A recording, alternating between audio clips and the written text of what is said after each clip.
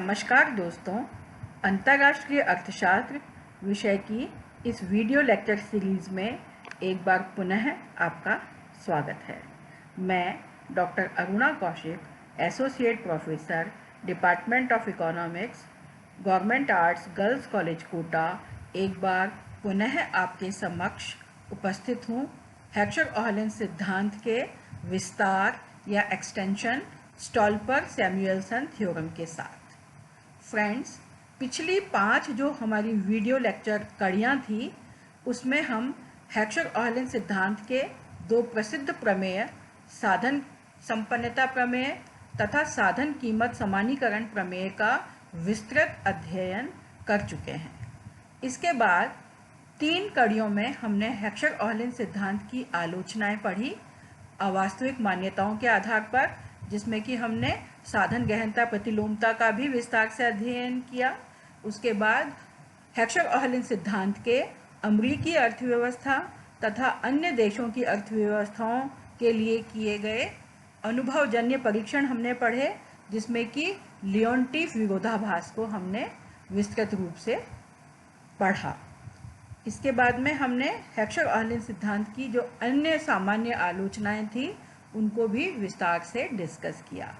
आज हम डिस्कस करेंगे हेक्सर-ओहलन सिद्धांत के तीसरे प्रसिद्ध प्रमेय स्टॉल्पर-सैमुएल्सन प्रमेय के बारे में। फ्रेंड्स, स्टॉल्पर-सैमुएल्सन थ्योरम हेक्सर-ओहलन सिद्धांत के जो 4 प्रसिद्ध प्रमेय कहे जाते हैं उनमें से एक है। यह प्रमेय वस्तुओं की सापेक्ष कीमतों तथा सापेक्ष साधन प्रतिफल के मध्य संबंध को दर्शाता है। हेक्सर-ओहलन सिद्धांत में से जो प्रमुख परिणाम निकलते हैं उनमें से ये एक परिणाम है और अंतर्राष्ट्रीय अर्थशास्त्र के जो प्रमुख सिद्धांत है उनमें से एक गिना जाता है। फ्रेंड्स, ये जो थ्योरम है ये साधन कीमत समानीकरण प्रमेय के जो रिजल्ट्स हमने पढ़े थे उन्हीं पर आधारित है। हम पहले चर्चा कर चुके हैं कि हेक्सर-ओहलन सिद्धांत यह निर्धारित करता है कि जो श्रम बाहुल्य वाला देश है वह श्रम गहन वस्तु का निर्यात करेगा और पूंजी बाहुल्य वाला राष्ट्र है वो पूंजी गहन वस्तु के निर्यात में विशिष्टीकरण करेगा और उसका निर्यात करेगा।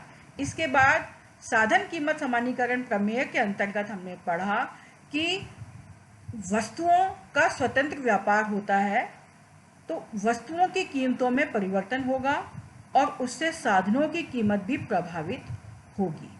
और साधन हालांकि गतिशील नहीं है दो राष्ट्रों के मध्य, केवल वस्तुओं का ही स्वतंत्र व्यापार या आवागमन हो रहा है, तब भी अंततः दोनों व्यापारिक सहभागी राष्ट्रों के मध्य कीमतों में समानता स्थापित हो जाएगी। स्टॉल्पर तथा सैमुएल्सन ने हेक्सर-ओहलन सिद्धांत के आधार पर यह जानने की कोशिश की कि अंतर्राष्ट्रीय व्यापार तथा साधन कीमतों में सापेक्ष परिवर्तन का राष्ट्रीय आय के वितरण पर क्या प्रभाव पड़ेगा। जो स्टॉल्पर-सैमुएल्सन थ्योरम है ये वस्तुओं में जो कीमतों का परिवर्तन होता है उसके राष्ट्रीय आय पर होने वाले प्रभाव का अध्ययन करते हैं। यह सिद्धांत बताता है कि जब साधन कीमत समानीकरण होता है तो साधन कीमत समानीकरण के साथ साथ राष्ट्रीय आय का जो वितरण है उसमें विषमता कम होती है। अगर दो देशों के बीच में व्यापार नहीं होता तो जो दुर्लभ साधन है उसका प्रतिफल अधिक होता है और जो बाहुल्य वाला साधन है उसका प्रतिफल कम होता है। लेकिन स्वतंत्र व्यापार के कारण प्रत्येक देश उस वस्तु के उत्पादन और निर्यात में कुशलता हासिल करता है जिस साधन की उपलब्धि उस देश में अधिक होती है। तो इससे क्या होता है फ्रेंड्स कि बाहुल्य वाले साधन की मांग बढ़ती है, क्योंकि उसकी सहायता से जिस वस्तु का उत्पादन किया जा रहा है उसके निर्यात की मांग बढ़ेगी। तो बाहुल्य वाले साधन की मांग बढ़ने से बाहुल्य वाले साधन का प्रतिफल भी बढ़ेगा। जबकि जो दुर्लभ साधन है उससे जिस वस्तु का उत्पादन होता है उस वस्तु का हम अन्य देशों से आयात करने लगते हैं। तो घरेलू मांग उस साधन की कम हो जाती है और मांग कम होने के कारण उसकी कीमतों में या प्रतिफल में भी कमी आने लगती है।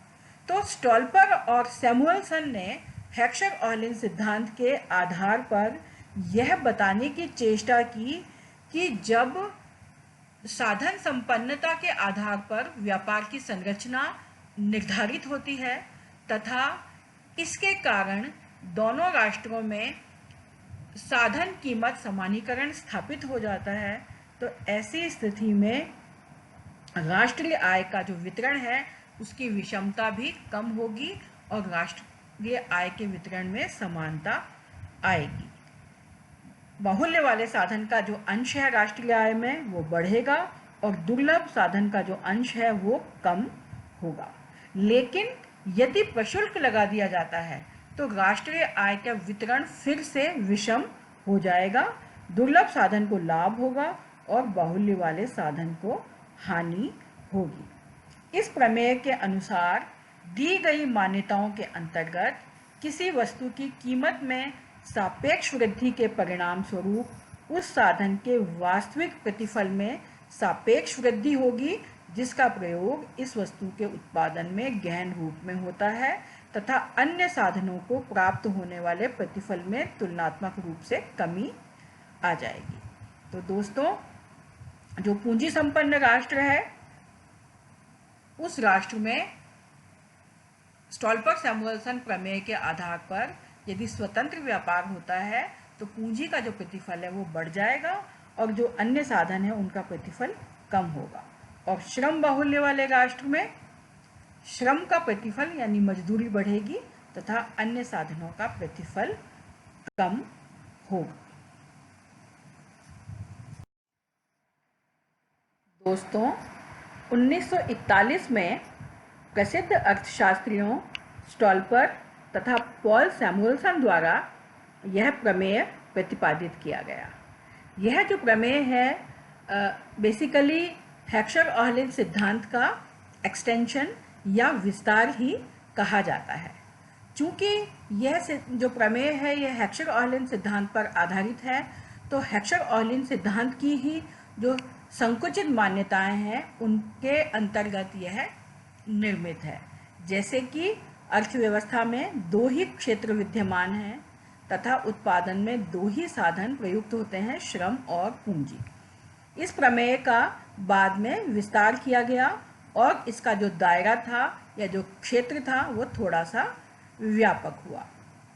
हेक्सर-ओहलिन जो प्रमेय है उसके और हेक्सर-ओहलिन सिद्धांत के बहुत सारे अनुभवजन्य परीक्षण किए गए। विशेषकर ग्लोबलाइजेशन का यानी वैश्वीकरण का विकासशील राष्ट्रों में आय के वितरण पर क्या प्रभाव पड़ा, इस प्रकार के कई अध्ययन किए गए। वैश्वीकरण का तात्पर्य हम सब जानते हैं फ्रेंड्स। वैश्वीकरण के अंतर्गत विश्व के सभी देशों के बीच स्वतंत्र व्यापार में वृद्धि हुई, प्रशुल्क तथा अन्य जो व्यापारिक प्रतिबंध थे उनको कम किया गया या पूर्ण रूप से हटा दिया गया। तो स्वतंत्र व्यापार का जो विभिन्न विकासशील राष्ट्र थे उनकी आय के वितरण पर क्या प्रभाव पड़ा, ऐसे कई अध्ययन किए गए।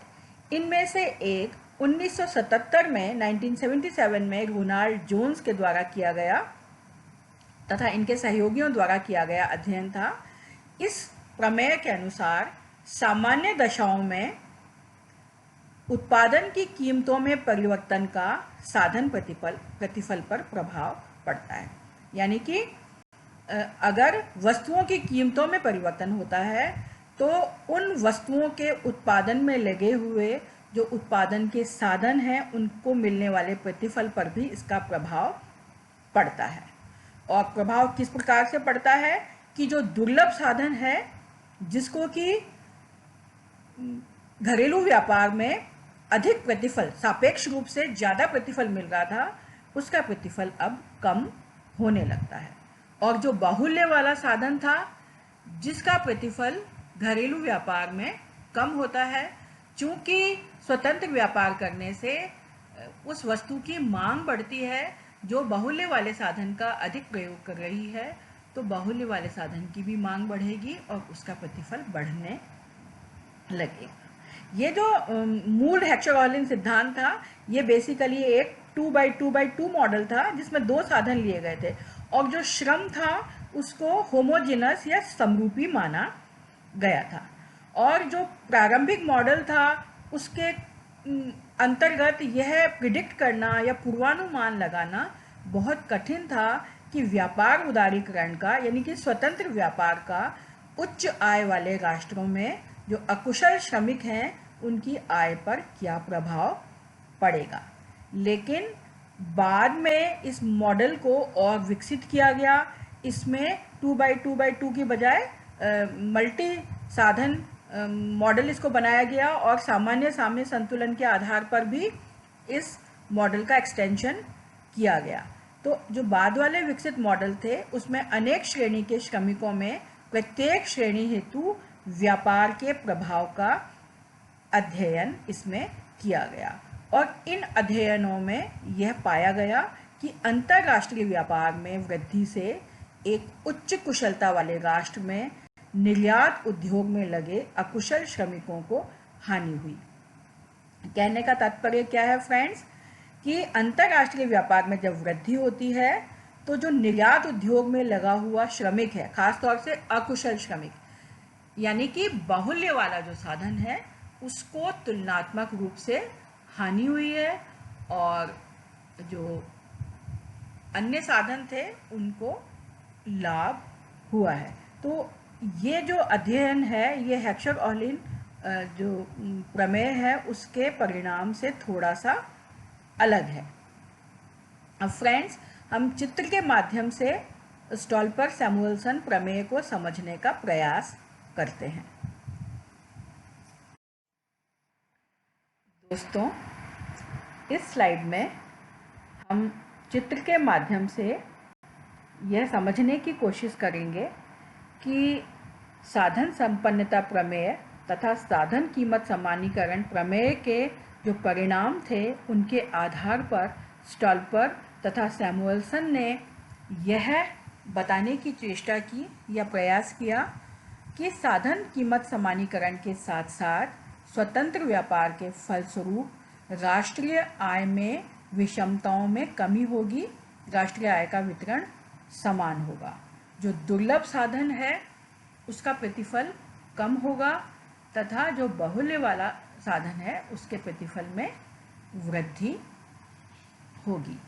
तो फ्रेंड्स, ये जो स्लाइड है इसमें जो चित्र आपको दिखाई दे रहे हैं, इनको देखकर आपको लग रहा होगा कि बहुत ही कठिन और कॉम्प्लिकेटेड सा चित्र है, लेकिन मैं आपको यहाँ पर बताना चाहूँगी कि ये जो दोनों चित्र हैं, साधन संपन्नता प्रमेय तथा साधन समानीकरण प्रमेय के चित्र, ये हम पहले जो हमारे वीडियो लेक्चर्स थे उसमें हम बहुत ही विस्तार से समझ चुके हैं और इन पर चर्चा कर चुके हैं। आज दोनों चित्र मैंने पुनः आपके सामने इसलिए रखे हैं जिससे कि हम इनके माध्यम से स्टॉल्पर और सैमुअल्सन के परिणामों को समझ सकें। तो फ्रेंड्स, ये जो साधन संपन्नता प्रमेय है जो कि हम पहले पढ़ चुके हैं, इसमें x एक्सिस पर हमने x वस्तु मापी है और y एक्सिस पर हमने y वस्तु मापी है। दो देश हमने लिए हैं A और B। जो y1 से लेकर के x1, ये ब्लू कलर का जो उत्पादन संभावना वक्र है, ये A देश का उत्पादन संभावना वक्र है तथा y2 से लेकर के और x2 तक ये जो ग्रीन कलर का उत्पादन संभावना वक्र आपको दिखाई दे रहा है, ये B देश का उत्पादन संभावना वक्र है। तो इन दोनों को देखने से हमको पता चल रहा है कि जो A देश है वो Y वस्तु के उत्पादन में B देश की तुलना में अधिक कुशल है और जो B देश है वो X वस्तु के उत्पादन में A देश की तुलना में अधिक कुशल है। ये जो CIC यानी कम्युनिटी इंडिफरेंस कर्व, सामुदायिक अधिमान वक्र जो हमने बनाए हैं येलो और रेड कलर के, ये जो इंडिफरेंस मैप है या जो तटस्थता वक्र मानचित्र है, ये दोनों देशों के लिए एक समान है, क्योंकि हेक्सर-ओहलिन सिद्धांत की यह मान्यता है कि दोनों देशों में टेस्ट एंड प्रेफरेंसेस एक समान है, यानी कि मांग और रुचियाँ एक समान हैं। तो चूंकि मांग और रुचि एक समान है, तो दोनों कंट्रीज़ के जो इंडिफरेंस कर्व हैं वो भी एक समान होंगे। तो हम जानते हैं फ्रेंड्स कि अगर दो देशों के बीच में व्यापार नहीं होता तो दोनों देश अपनी घरेलू मांग के अनुसार उत्पादन करेंगे। तो मान लीजिए ये ए देश का उत्पादन संभावना वक्र है और ये इसकी घरेलू कीमत रेखा है। तो दोनों के स्पर्श का जो बिंदु है सी ए बिंदु, ये ए देश के लिए उत्पादन का संतुलन बिंदु होगा। और चूंकि इंडिफरेंस कर्व भी इसको प्राइस लाइन को इसी बिंदु पर स्पर्श करता है, तो यही उपभोग का भी बिंदु होगा। तो उत्पादन और उपभोग दोनों ही सी ए बिंदु के अनुसार होंगे। इसी प्रकार से बी देश में जो बी देश की घरेलू कीमत रेखा है, ये वाली जो लाइन आपको दिखाई दे रही है कर्सर से, ये सी बी बिंदु पर उत्पादन संभावना वक्र को स्पर्श करती है, तो उत्पादन का बिंदु सी बी होगा। और जो इंडिफरेंस कर्व है वो भी इसी बिंदु पर प्राइस लाइन को स्पर्श करता है, तो उपभोग का बिंदु भी सी बी होगा। और उत्पादन तथा उपभोग दोनों एक समान होंगे। लेकिन दोस्तों, यदि इन दोनों देशों के मध्य व्यापार होता है, तो जो एक देश है वो अपनी जो विशिष्टीकरण वाली वस्तु है वाई, उसका उत्पादन बढ़ाएगा, तो इसका बिंदु उत्पादन का सी ए से पी ए की तरफ शिफ्ट होगा। और बी देश एक्स वस्तु का उत्पादन बढ़ाएगा, तो इसका जो बिंदु है वो भी सी बी से पी बी की तरफ शिफ्ट होगा। अब इनका जो व्यापार के बाद उत्पादन का बिंदु है वो अंतरराष्ट्रीय कीमत रेखा P1 P2 के आधार पर निर्धारित होगा। ये जो अंतरराष्ट्रीय कीमत रेखा है ये दोनों देशों के लिए कॉमन या एक समान है। तो ये अंतरराष्ट्रीय कीमत रेखा या व्यापार शर्त रेखा, इसको हम जो भी कहेंगे, ये ए देश के उत्पादन संभावना वक्र को PA बिंदु पर स्पर्श कर रही है। तो PA ए देश का प्रोडक्शन का बिंदु है और PB बी देश का प्रोडक्शन का बिंदु है। उपभोग का बिंदु जैसा कि हम जानते हैं इंडिफरेंस कर्व से निर्धारित होता है। तो अब जो नया इंडिफरेंस कर्व है जो कि पहले से ऊंचा है, CIC-AB2, यानी community indifference curve of country A and B number 2, ये इंटरनेशनल जो प्राइस लाइन है, अंतर्राष्ट्रीय कीमत रेखा, इसको CAB बिंदु पर स्पर्श करता है। तो जो उपभोग का बिंदु है वो A देश के लिए भी CAB होगा तथा B देश के लिए भी CAB ही होगा। तो उपभोग का बिंदु दोनों का एक समान है और पहले से ऊंचे इंडिफरेंस कर्व पर है। तो दोनों देशों का जो उपभोक्ताओं का कल्याण है उसमें वृद्धि आई है और दोनों अपनी उत्पादन संभावना सीमाओं से ऊपर उपभोग करने में समर्थ या सक्षम हो गए हैं। और उत्पादन का बिंदु ए देश का PA और बी देश का PB है। तो उपभोग और उत्पादन का जो अंतर है वही आयात और निर्यात है। तो ए देश अपने जो उपभोग करता है उससे उपभोग का इसका जो बिंदु है CAB, उसकी तुलना में उत्पादन वाई वस्तु का ज़्यादा कर रहा है। तो PAQ मात्रा में निर्यात होगा ए देश का और QCAB मात्रा में ए देश का आयात होगा। जबकि बी देश में CABR बी देश का आयात है वाई वस्तु का और RPB बी देश का निर्यात है। फ्रेंड्स, हमने देखा कि दो देशों के बीच में जब स्वतंत्र व्यापार हुआ तो जो वस्तुओं की कीमत है दोनों में एक समान हो गई P1 P2। और ये जो कीमत समान हुई है वो इस प्रकार से हुई है कि जो ए जो देश है इसमें वाई वस्तु जो कि पहले से सस्ती थी अब तुलनात्मक रूप से महंगी हो गई, और बी देश में एक्स वस्तु जो कि तुलनात्मक रूप से सस्ती थी अब महंगी हो गई। तो ए देश में अब वाई वस्तु महंगी और एक्स वस्तु सस्ती हुई है, जबकि बी देश में एक्स वस्तु महंगी और वाई वस्तु सस्ती होने लगी। अब हम पढ़ चुके हैं कि इसके परिणाम स्वरूप हालांकि दोनों देशों के मध्य साधनों की गतिशीलता या आवागमन नहीं है, लेकिन केवल वस्तुओं के स्वतंत्र व्यापार के परिणाम स्वरूप ही साधन कीमत समानीकरण हो जाएगा। तो फ्रेंड्स, ये जो एजवर्थ बॉक्स है, इसके माध्यम से लंकास्टर ने साधन कीमत समानीकरण को दर्शाया है। तो फ्रेंड्स, ये वाला जो हमने डायग्राम पढ़ा था, ये ए देश का उत्पादन संभावना वक्र है, जो ये बता रहा है कि ए देश एक्स की तुलना में वाई में कार्यकुशल है, क्योंकि यहाँ पर पूंजी अधिक है और वाई वस्तु जो है वो पूंजी गहन वस्तु है।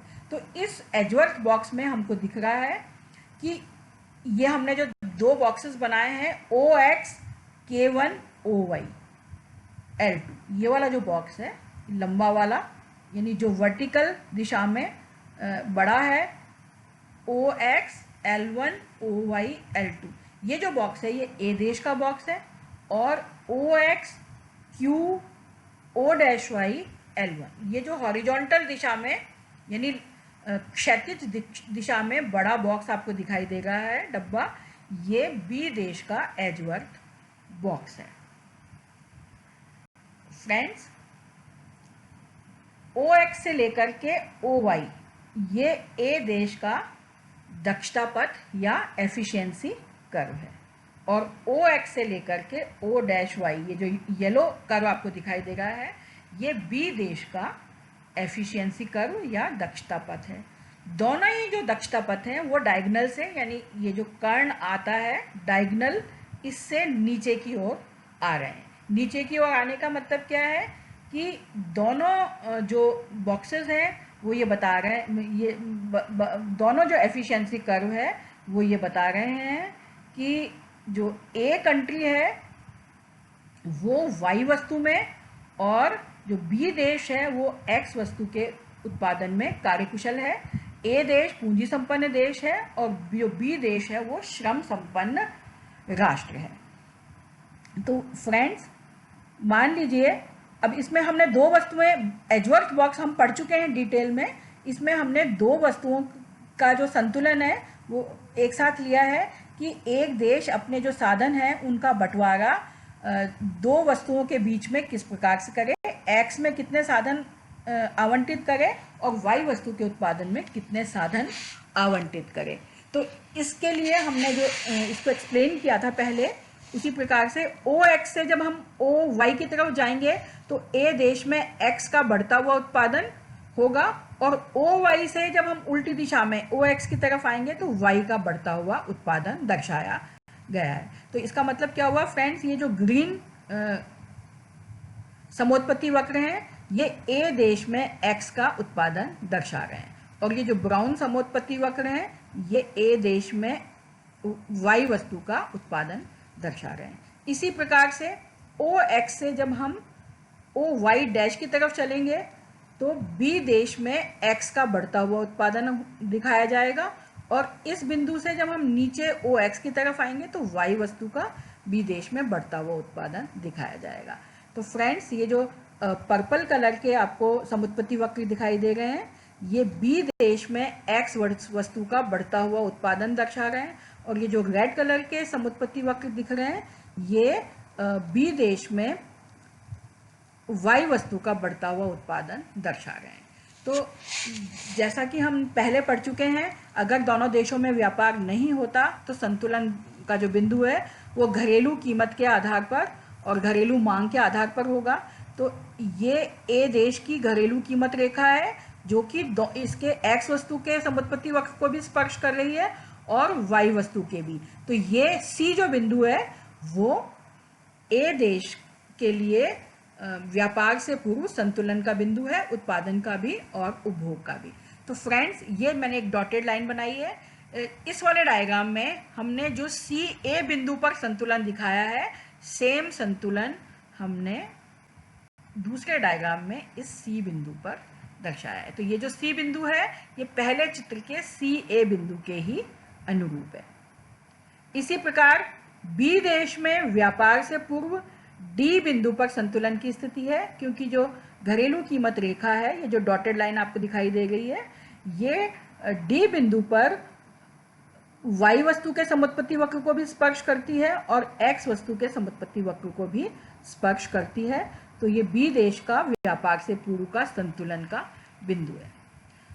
जो अब इस दूसरे डायग्राम से इसको हम कंपेयर करें तो ये जो सी बी बिंदु हमने पहले चित्र में दिखाया है, बिल्कुल इसी से व्युत्पन्न ये वाला बिंदु है जो कि डी बिंदु इस चित्र में आ रहा है। तो डी बिंदु पहले चित्र के सी बी बिंदु के अनुरूप है, या यहीं से हमने इसको डिराइव किया है। अब फ्रेंड्स, अगर दोनों देशों के मध्य व्यापार होता है तो हमने पढ़ा कि जो ए देश है वो वाई वस्तु के उत्पादन में वृद्धि करेगा और बी देश एक्स वस्तु के। तो इसी के अनुरूप ए देश का जो उत्पादन का बिंदु है वो सी से परिवर्तित होकर क्यू की तरफ आएगा और बी देश का डी से परिवर्तित होकर आर की तरफ जाएगा। जो क्यू बिंदु है वो पहले चित्र के पी ए बिंदु के अनुरूप है। मैंने दोनों इनको मिलाया। पी ए बिंदु, ये जो डॉटेड लाइन है, इस पी ए बिंदु से ही ये क्यू बिंदु व्युत्पन्न है और इसी प्रकार से ये जो आर बिंदु है ये इस पी बी बिंदु से व्युत्पन्न है। पी बी बिंदु में जो उत्पादन की स्थिति है बी देश में, इसी को हमने इस एजवर्थ बॉक्स डायग्राम में आर के माध्यम से दर्शाया है। तो फ्रेंड्स, ये जो साधन संपन्नता प्रमेय है, इसी के आधार पर ये लंकास्टर द्वारा एजवर्थ बॉक्स के माध्यम से साधन कीमत समानीकरण प्रमेय को दिखाया गया है। तो दोस्तों, व्यापार के बाद ए देश का बिंदु सी से शिफ्ट होकर क्यू हो जाएगा उत्पादन का, और जो बी देश है उसका डी बिंदु से परिवर्तित होकर आर हो जाएगा। अब दोस्तों, हम ये देख रहे हैं कि इस चित्र में ये जो सीधी सरल रेखा है, जिसको कि हम विस्तार पथ भी कहते हैं, एक्सपेंशन पाथ, ये स्ट्रेट लाइन है और हम जो इकोनॉमिक थ्योरी है, माइक्रो इकोनॉमिक थ्योरी या प्रिंसिपल्स ऑफ इकोनॉमिक्स जिसको हम कहते हैं, उसमें ये पढ़ चुके हैं कि एक विस्तार पथ पर जो फैक्टर प्राइस रेशो है वो एक समान होता है। तो चूंकि क्यू बिंदु और आर बिंदु दोनों एक सीधी रेखा पर स्थित हैं, तो एक्स वस्तु के उत्पादन में जो फैक्टर प्राइस रेशो ए देश में होगा वही फैक्टर प्राइस रेशो बी देश में भी होगा। इसी तरीके से हम वाई वस्तु के उत्पादन की बात करें तो हम देखते हैं कि वाई वस्तु के लिए ये जो हमने लाइन बनाई है ब्लू कलर की straight line, expansion path Y वस्तु का है ये, इसके ऊपर क्यू बिंदु पड़ रहा है और बिल्कुल इसी के समानांतर जो रेखा है ये ब्लू वाली ओ वाई आर, इस पर बी देश का संतुलन बिंदु वाई का पड़ता है। तो ये जो दोनों रेखाएं हैं ये दोनों आपस में समानांतर रेखाएं हैं और हम जानते हैं कि जो समानांतर रेखाएं हैं उन पर साधन अनुपात एक समान होते हैं। तो जो फैक्टर प्राइस रेशो इस एक्सपेंशन पाथ पर या विस्तार पथ पर है वही फैक्टर प्राइस रेशो या साधन कीमत अनुपात इस एक्सपेंशन पाथ या रेखा पर भी होगा। तो दोस्तों, इसका मतलब ये हुआ कि Q और R बिंदु पर, यानी कि A देश में X के उत्पादन में और B देश के X के उत्पादन में फैक्टर प्राइस रेशो समान होगा क्योंकि ये दोनों एक विस्तार पथ पर पड़ते हैं, और Q बिंदु और R बिंदु पर Y वस्तु के उत्पादन में भी साधन कीमत अनुपात समान होगा क्योंकि ये दोनों समानांतर रेखाओं पर बढ़ते हैं। इनका जो इसकी सिद्ध को हमने इकोनॉमिक थ्योरी में पहले भी किया हुआ है। तो फ्रेंड्स, चूंकि दोनों देशों में उत्पादन फलन एक समान है तो दोनों देशों में फैक्टर प्राइस रेशो भी एक समान होगा। अब फ्रेंड्स, ये जो दोनों चित्र हैं ये बेसिकली साधन संपन्नता प्रमेय तथा साधन कीमत समानीकरण प्रमेय को दर्शा रहे हैं, लेकिन जो स्टॉल्पर सैमुएल्सन प्रमेय है उसका परिणाम भी इसी के आधार पर हमको प्राप्त होता है। जब ए देश का संतुलन का बिंदु सी से परिवर्तित होकर क्यू की तरफ आता है तो फ्रेंड्स, हम ये जो दोनों प्राइस लाइन है इनके स्लोप से ये पता लगा सकते हैं। देखिए ये वाली जो इसको हम एक्सपेंड करेंगे तो ये जो लाइन है इसका स्लोप और इसका जो स्लोप है इन दोनों लाइनों का, ये हमको बताता है कि व्यापार के बाद में जो ए देश है उसमें पूंजी महंगी होने लगेगी और श्रम तुलनात्मक रूप से सस्ता होने लगेगा। इसको हम आगे तक एक्सटेंड करके अगर हम देखेंगे तो पहले हम अधिक मात्रा में पूंजी खरीद सकते थे और कम मात्रा में श्रम, और अब हम कम मात्रा में पूंजी और अधिक मात्रा में श्रम खरीद सकते हैं। इसका मतलब क्या हुआ कि व्यापार के बाद पूंजी का जो प्रतिफल है वो ए देश में बढ़ा है जो कि बाहुल्य वाला साधन है, और श्रम का प्रतिफल तुलनात्मक रूप से कम हुआ है जो कि दुर्लभ साधन है। तो जो स्टॉल्पर-सैमुअल्सन थ्योरम है वो ये बताती है कि स्वतंत्र व्यापार से जो दुर्लभ साधन है उसका प्रतिफल तुलनात्मक रूप से घटने लगता है जो कि पहले ज़्यादा था, और बाहुल्य वाला साधन जो कि पहले बहुत सस्ता था उसका प्रतिफल बढ़ने लगता है। तो राष्ट्रीय आय के वितरण में समानता स्थापित होती है। इसी प्रकार से बी देश में भी डी से आर की तरफ संतुलन बिंदु परिवर्तित होगा। तो यहाँ पर भी बी देश में जो एक्स वस्तु है उसका उत्पादन बढ़ेगा और वाई का तुलनात्मक रूप से घटेगा। तो जो श्रम बी देश में बाहुल्य वाला साधन था उसका प्रतिफल बढ़ेगा और पूंजी के प्रतिफल में कमी आएगी। तो स्टॉल्पर-सैमुअल्सन थ्योरम का जो परिणाम है वो ये है कि स्वतंत्र व्यापार होने से दोनों राष्ट्रों के मध्य आय का वितरण समान होने लगता है। लेकिन यदि स्वतंत्र व्यापार ना हो और व्यापार पर प्रशुल्क लगा दिया जाए या बाधा आती है तो पुनः हम क्यू बिंदु से सी की तरफ और आर बिंदु से डी की तरफ वापस आने लगेंगे, और जो राष्ट्रीय आय में समता स्थापित हुई थी वो वापस से कम होने लगेगी और राष्ट्रीय आय का वितरण विषम होने लगेगा। तो दोस्तों, जो हेक्सर-कोहेलन सिद्धांत है और साधन कीमत समानीकरण प्रमेय है तथा स्टॉल्पर-सैमुअल्सन थ्योरम है, इन प्रमेय के माध्यम से जो अर्थशास्त्री हैं उन्होंने यह कहने का प्रयास किया है कि जो स्वतंत्र व्यापार है वो राष्ट्रीय आय के वितरण को समान करता है और साधन कीमत में समानता स्थापित करता है, जबकि व्यापार पर यदि प्रतिबंध लगाया जाता है या प्रशुल्क लगाए जाते हैं तो पुनः राष्ट्रीय आय का वितरण विषम होने लगता है। तो फ्रेंड्स, हमने ये जो दोनों चित्र हैं इनके माध्यम से साधन संपन्नता प्रमेय, साधन समानीकरण प्रमेय और इन दोनों प्रमेयों के परिणाम के आधार पर स्टॉल्पर तथा सैमुअल्सन द्वारा प्रतिपादित जो प्रमेय है जिसमें कि साधन कीमत समानीकरण के राष्ट्रीय आय पर प्रभाव का अध्ययन किया गया है, इन तीनों का एक साथ हमने समझने का प्रयास किया। आशा है आपको ये चित्र समझ में आए होंगे, और यदि आप इसको और अधिक विस्तार से पढ़ना चाहते हैं तो आने वाली जो स्लाइड्स हैं उसमें मैंने आपके लिए इनका विस्तृत विवरण लिखा है, तो आप उन स्लाइड्स से इसको पढ़कर समझ सकते हैं। दोस्तों, ये जो स्लाइड है इसमें मैंने जो पहला चित्र था भौतिक मापदंड के आधार पर साधन संपन्नता प्रमेय, इसको डिटेल में समझाया है। इस स्लाइड में भी हमने साधन संपन्नता प्रमेय का विवरण लिखा है।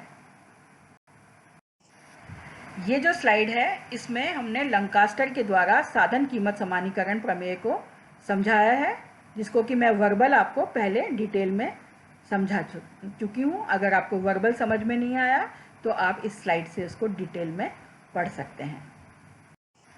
इस स्लाइड में भी जो फैक्टर प्राइस इक्वलाइजेशन थ्योरम थी, जो एजवर्थ बॉक्स के माध्यम से लंकास्टर ने जिसको समझाया है, इसी का मैंने विवरण इसमें लिखा है। तो फ्रेंड्स, हमने जो दो चित्र पढ़े, चित्र 1 और चित्र 2, यानी साधन संपन्नता प्रमेय तथा साधन कीमत समानीकरण प्रमेय, इनका अध्ययन करने से ज्ञात होता है कि स्वतंत्र व्यापार दोनों देशों में वस्तुओं की कीमतों में समानता स्थापित करता है और इसके परिणाम स्वरूप दोनों देशों में साधन कीमतों में समानता आती है। जो बाहुल्य वाला प्रतिफल साधन है उसका प्रतिफल बढ़ता है और जो दुर्लभ साधन है उसको मिलने वाले प्रतिफल में तुलनात्मक रूप से कमी आती है। तो इस प्रक्रिया में राष्ट्रीय आय का जो वितरण है उसमें समानता स्थापित होती है। लेकिन यदि आयातों पर प्रशुल्क लगा दिया जाए तो पुनः दुर्लभ साधन का प्रतिफल बढ़ेगा और बाहुल्य वाले साधन का प्रतिफल कम होगा और राष्ट्रीय आय में विषमता उत्पन्न होगी। तो फ्रेंड्स, आशा है आपको यह जो स्टोल्पर-सैमुअल्सन थ्योरम और इसके जो परिणाम हैं और इसके जो प्रभाव हैं वो इस लेक्चर के माध्यम से समझ में आए होंगे। बहुत से जो विचारक हैं उन्होंने हेक्सर-ओहलन सिद्धांत की भी और साथ में जो स्टोल्पर-सैमुअल्सन थ्योरम है इसके आधार पर प्रतिपादित उसकी भी वैधता पर प्रश्न चिन्ह लगाया। खासतौर से जो लियोन्टिफ द्वारा किए गए अनुभवजन्य परीक्षण थे हेक्सर-ओहलन सिद्धांत के अमेरिकी अर्थव्यवस्था के लिए, जो कि हम पिछली वीडियो लेक्चर सीरीज में बहुत ही विस्तार से पढ़ चुके हैं और जिस पर चर्चा कर चुके हैं, उसके कारण हेक्सर-ओहलन सिद्धांत की वैधता पर प्रश्न चिन्ह लग गया। 2004 में फिंस्ट्रा नाम के अर्थशास्त्री ने हेक्सर-ओहलन सिद्धांत को निराशाजनक बताया और कहा कि ये ऐतिहासिक रूप से भी और आधुनिक जो स्थिति है व्यापार की, दोनों प्रारूपों की ही, यानी ऐतिहासिक प्रारूप की भी और आधुनिक प्रारूप की भी व्याख्या नहीं कर सकता। तो ये अपर्याप्त सिद्धांत है।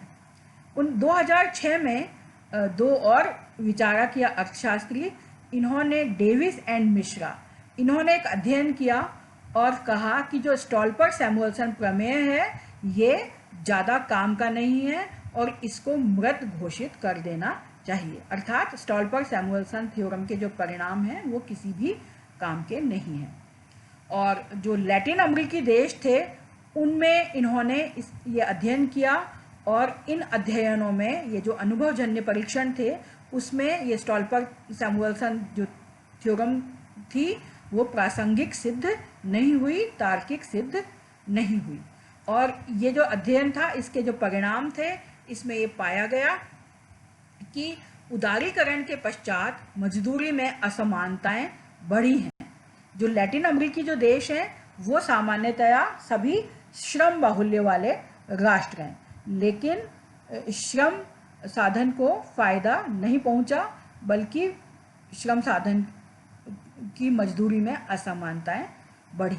जो स्टोल्पर-सैमुअल्सन प्रमेय है उसके अनुसार जो लैटिन अमेरिकी देश जो कि श्रम बाहुल्य वाले देश हैं उसमें इतने समय तक उदारीकरण की नीति लागू होने के बाद मजदूरी बढ़नी चाहिए थी, लेकिन ऐसा नहीं हुआ। तो इसी के संबंध में एक और वैकल्पिक मत है अर्थशास्त्रियों का कि तकनीकी रूप से जो स्टोल्पर-सैमुअल्सन प्रमेय है वो वस्तुओं की कीमतों तथा सापेक्ष मजदूरी में संबंध बताता है कि वस्तु की कीमतों में जब परिवर्तन होता है तो साधन की कीमतों में क्या परिवर्तन होगा, ऐसा स्टोल्पर-सैमुअल्सन थ्योरम में कहा गया है, न कि जो ग्लोबलाइजेशन है उसके प्रभाव ये सिद्धांत बता रहा है। जिन शोधों में इस संबंध में जांच की गई उनके परिणाम स्टोल्पर तथा सैमुअल्सन प्रमेय के पक्ष में आए, यानी कि ऐसे सभी अध्ययन या शोध जिसमें कि वस्तु की कीमत और साधन की कीमतों में संबंध को मापा गया, इनके जो परिणाम थे वो स्टोल्पर तथा सैमुअल्सन प्रमेय के समान ही माने गए और जो सिद्धांत था वो तार्किक या सही सिद्ध हुआ। उदाहरण के लिए 1999 में बेयर नाम के अर्थशास्त्री ने चिली की अर्थव्यवस्था के लिए अध्ययन किया। रॉबर्टसन ने 2004 में मैक्सिको के लिए अध्ययन किया तथा गोंजाना नाम के अर्थशास्त्री ने 2006 में ब्राज़ील की अर्थव्यवस्था के लिए शोध किया और इसमें वस्तुओं की कीमतों के साधनों की कीमतों पर प्रभाव को मापने का कोशिश की गई। तो ये जो सारे परिणाम इन शोधों के आए वो स्टोल्पर तथा सैमुअल्सन प्रमेय के साथ तर्कसंगत थे, अर्थात वस्तुओं की कीमतों में परिवर्तन से साधनों की कीमत में परिवर्तन हुआ और इसके परिणाम स्वरूप दुर्लभ साधन को हानि और बाहुल्य वाले साधन को लाभ प्राप्त हुआ, यानी कि राष्ट्रीय आय के वितरण में विषमता में कमी हुई या समानता स्थापित हुई।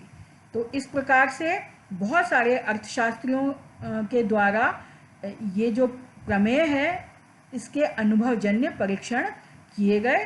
तो कुछ रूप में इसके जो परिणाम थे वो तार्किक या तर्कसंगत पाए गए और कुछ परिणामों में तर्कसंगत नहीं भी पाए गए।